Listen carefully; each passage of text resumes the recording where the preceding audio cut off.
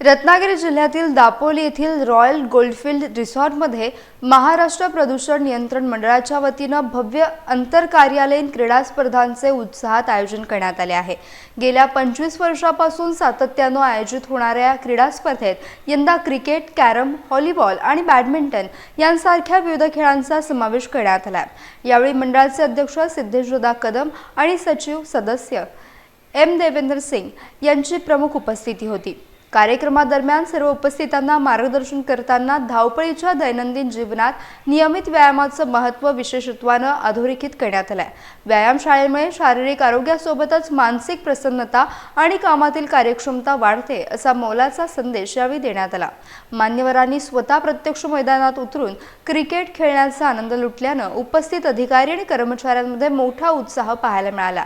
या विशेष सोहळ्याला अरुण कदम, अनिल छाजेड आणि इतर मान्यवर उपस्थित होते। हा क्रीडा महोत्सव कर्मचाऱ्यांच्या सर्वांगीण विकासासाठी अत्यंत महत्त्वाचा ठरत आहे।